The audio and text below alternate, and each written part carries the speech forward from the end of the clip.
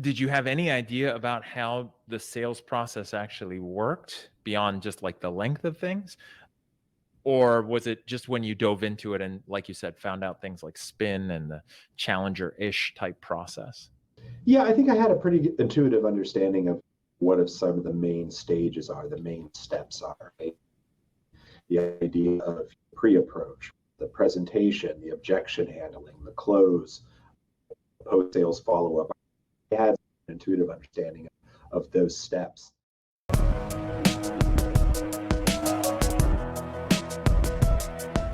Hey everybody, Jason here. Welcome to part 2 of my conversation with Dr. Riley Dugan from the University of Dayton.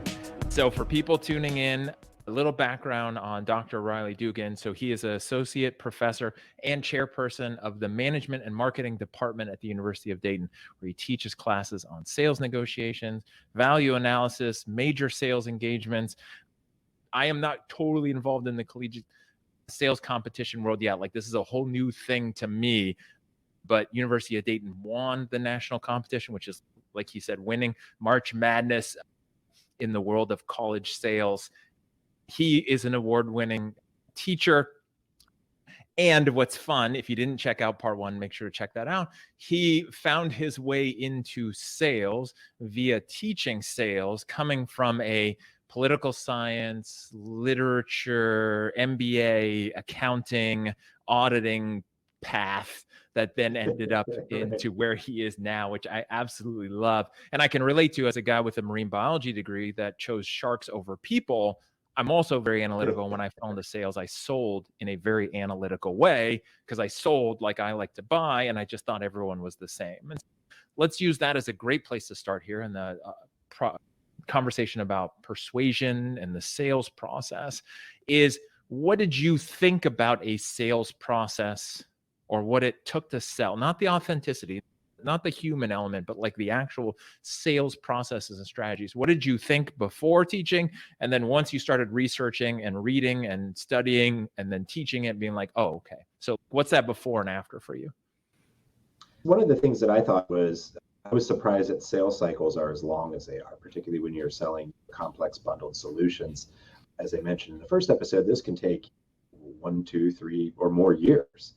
Right. And so I don't think I had a really good grasp at how long and involved it was. And I didn't have as good a grasp of the idea of, as a salesperson, you're not just meeting one-on-one with a customer, you're managing a team of people, right? Often from different functional areas within the firm.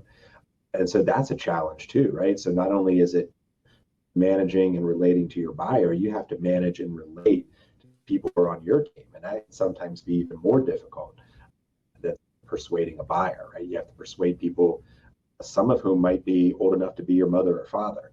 And for a 23 or 24-year-old sales student at the University of Dayton and having to manage someone their parents' age, that can be an uncomfortable proposition, but you've got to do it. And so I think I didn't have the appreciation before I got into this of how complex and involved and lengthy the sales process can be.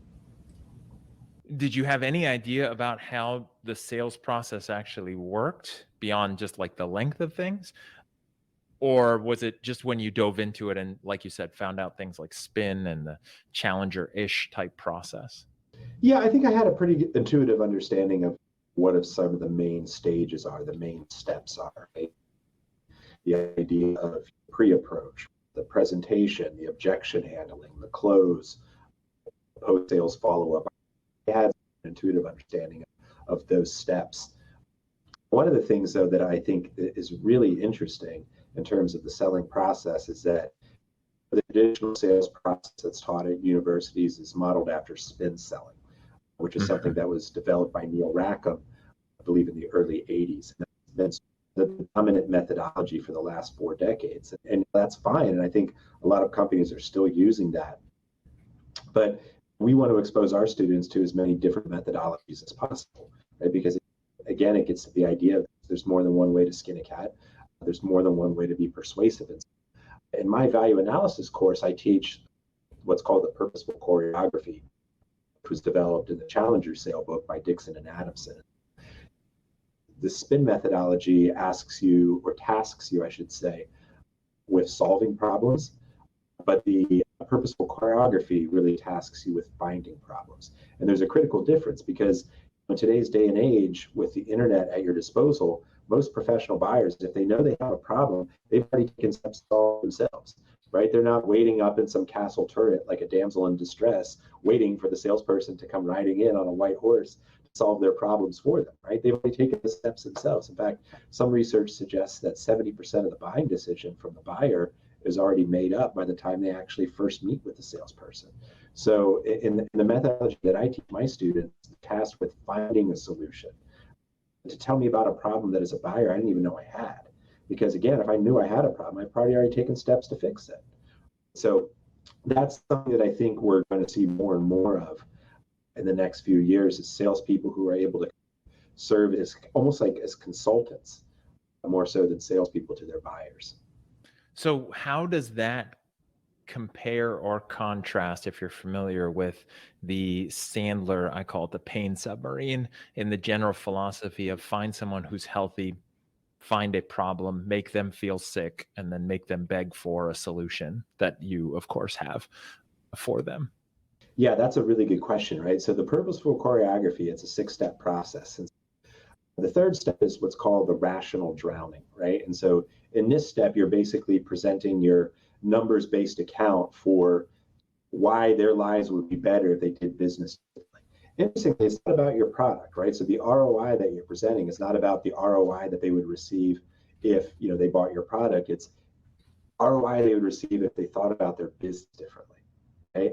And so that's step 3. But step 4, to get at your point, is what's called the emotional impact, right? Because we see this in politics a lot, right? You can present a numbers-based case, right? Someone who you might disagree with, and that's not going to impact their political beliefs any.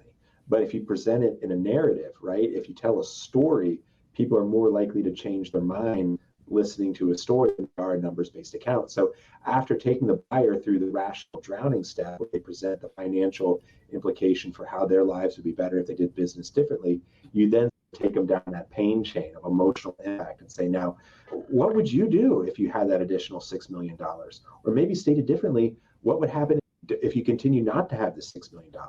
Are you going to have to lay off people? Are you going to be able to retire in 5 years like you told me you want to? So they're really taking the buyer down a place where the buyer doesn't want to go. But that's how you make changes, right? If you think everything's great and everything's going according to plan, you're not going to change the way you do business. But if you can see the financial rationale for changing the way you do business, and then also about how that's going to impact you, you're going to be much more likely to make a change. In what you teach, and obviously what you've researched and compiled, where is that balance that you're helping the future of sales, right? Your students that are graduating soon and going into a professional sales role, or maybe not, the balance between using a process, following a process and a playbook, and then the art side of sales, right? The human element, the conversations, the authenticity, and the fluid nature that cannot be scripted and structured when dealing with another human. Yeah, that's a really good point. So I'm a big sports fan, and so right now I'm watching the conference finals in the NBA. And every NBA team before a game, they're going to have a strategy, right?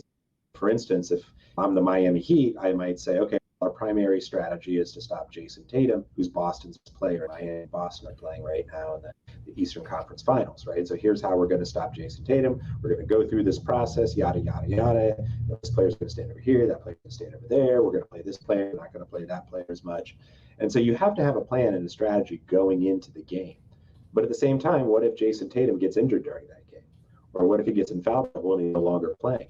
All of a sudden, you have to have a new strategy. And you have to do so really at the sort of snap of a finger, so to speak. And so I always tell my students, you have to have a plan going in, right? But you also have to have the ability to be able to scrap that plan if things don't go according to plan. And in fact, in the first episode, I had mentioned that at our sales center, we have the ability to film students doing these sales roll calls.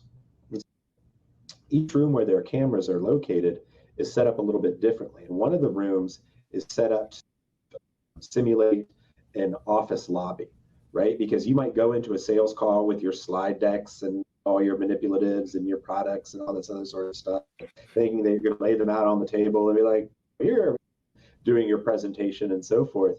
And you think you might have 30 minutes to do that, but then you meet with the person who you're going to be meeting with, and then they say, look, something came up. I can't give you 30 minutes. I can do 10 minutes right here in the lobby.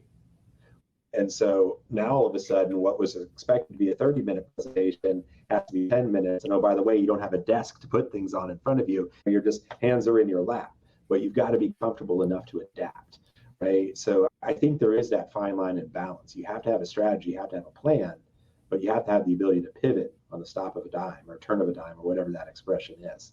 So that's something that I definitely emphasize students as being very important. I love it. And what's super fascinating to me is that when I first heard about these professional sales programs and any course teaching sales at a university level 3 years ago, when I first found out about these, I was like, you can't teach that. This isn't going to be valuable. Like, you just can't. That was my mindset 3 years ago. And of course, I've obviously changed a lot because now I'm hosting my show just focused on professors like yourself coming on. But I think that's a great example of what you're talking about with the simulator and the role plays and the things that you're doing, which is it's having people see these scenarios so that when it does happen in the game, at least some familiarity with it. Going back to your sports analogy, it's like, all right, we've got to practice for this scenario where this person's fouled out. And now what are we going to do?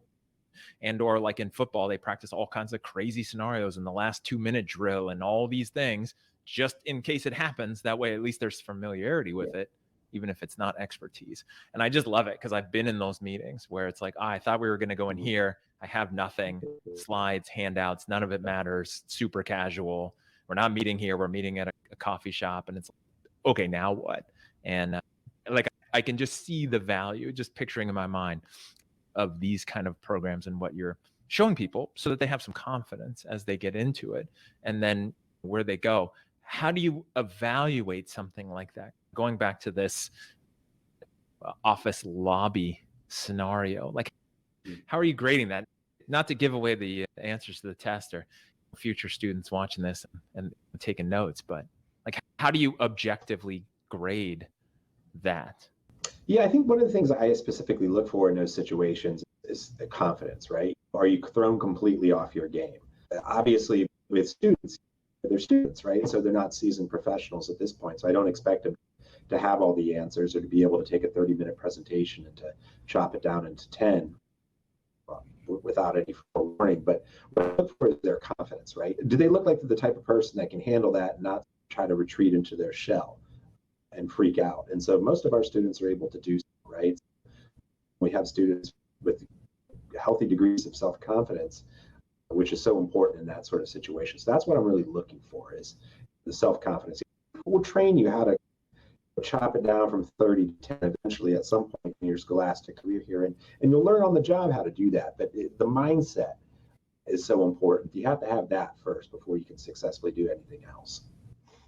Speaking of which, what kind of mindset, either not really are you looking for, because you're not necessarily hiring someone for a role, but what kind of mindsets through your research and through your experience, what makes somebody successful in sales? And I don't mean extrovert, introvert, not the stuff like we alluded to and talked about in the first part, but like some mindset words that come that you think about.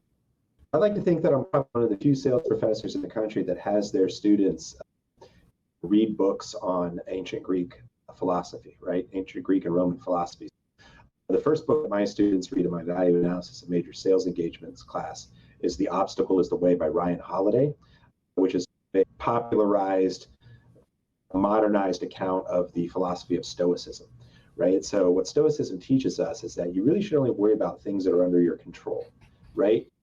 If you had a 30-minute meeting and the person you're going to meet with says, we can only do 10 minutes, it has to be in the lobby, don't get pissed off about it. Don't blame the heavens for your poor fate. Just adapt the best you can, right? It's out of your control. This is your new reality, and so you need to react accordingly. I think a lot of people, particularly in society nowadays, like to blame others for the problems, right? It's this person president, then there's that person as president, and this party's in control of Congress, and that's the reason my business isn't successful. And that's bullshit, right? If if I can say that on this podcast. It's BS, right? Because you really are responsible for the success that you have in life. And a lot of that starts with just the mature realization that, hey, I'm in control here, right? I have the internal locus of control necessary to make sure that I do the necessary research, that I put in the hours, that I improve my persuasive abilities and all these other things, right? That's all within our control. And the sooner we realize that, the sooner I think we can graduate to adulthood. And I say that because I meet a lot of people in their 50s, 60s, 70s who still haven't accepted that realization, and who in many ways, as a result, are leading lives, in my view, of an extended adolescence, where they're just have never been able to accept and take control and take personal responsibility for their lives and for their successes and lack of successes. But so I try to get my students' minds in the right place first, emphasize the role of personal responsibility, emphasize having a learning mindset, emphasize really only focusing and worrying about things that are within our control. A lot of other things just fall into place. And so we begin our journey for that semester that way. And I very much agree with that. I think it's one of the biggest things in anything in life is, did you get beat by a better opponent or by a situation that was better than you were prepared? Or did you lose because you didn't do it or you weren't prepared? Go back to sports. Sometimes you can do everything you can and the other team is just better and you just get beat. And that's okay because you did it all. Sometimes you lose because you just sucked and you didn't do enough to be ready for it. And I think when we talk about sales, it's fascinating because I see a lot of salespeople who think, I'm just going to show up because I like talking to people, or I've always been good at talking myself into and out of situations. So let me go into sales and just wing it, right? With no practice and no process and system. And then they just get beat and then they blame everything. They blame the script or the system or the process or the product and the economy.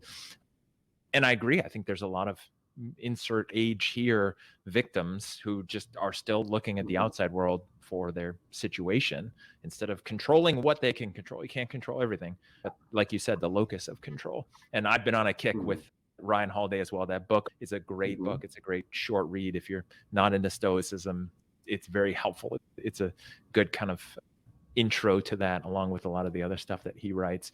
And I love that you're teaching that to help people, especially in sales, because again, you can't control what the other person's going to say. You can't control the dynamics of having to do a meeting in a lobby instead of an office. But how can you control how prepared you are, how ready you are, the skills that you have, like you said, the learning mindset, being open and being curious. And if you can do that, then you can adjust the outcome in your favor, right? Yeah, totally. And I think being comfortable with failure, and failure particularly when you're up against a better opponent, this is something that I learned at an early age. I went to a very competitive high school, and so I was always a bookish sort at an early age, and to like various facts and things like that. So I was on the academic team for my high school, and we'd go around the state and compete, buzzing in and questions and bar trivia type sorts of things. And so I remember as a high school student, my junior year, we ran up against a school in Cleveland who one of their individuals had literally just won Team Jeopardy like the previous week. And he just kicked our butts, right? And I'm just like, man, nothing I could have done. There's just no way we could have beaten this guy. That's okay. That's fine. And you don't blame anybody. You just say sometimes you run up against a better opponent. But then there are other times where you beat yourself because you don't get enough sleep the night before, or maybe you've been lazy in your studying and so forth. And so knowing the difference between those scenarios is so important. And it's okay. It's okay to be beat, right? We're all going to run up against people who are better, stronger, faster, more able. That's okay. We all have our weaknesses. I have a ton of them. But then also knowing that, hey, a lot of the times we fail, maybe it's not because of that, but because we didn't prepare accordingly. So knowing the difference between the two scenarios, I think, is so important. On that note, because you're talking about being okay with failure, right? And what that means, it's okay and you lost, but just keep going versus quitting, but like actually failing at something. Right. How do you take that and keep that going for salespeople, your students, but anyone in sales, with the fact that if you're amazing in sales, depending on what your metrics are, depending on your industry, depending on what you call a lead and then what you call a sale, you might be closing 10 to 30%, which means you're failing 70 to 90 plus percent. Where do you keep going with this kind of stoic philosophy to help people from a mindset and mental health standpoint from that sales process? Yeah, I would tell people that Ted Williams, who's largely regarded as the greatest baseball hitter in history, he had, I think, like a 340 career batting average. That means the other 66% of the time he failed. And this is the greatest player ever.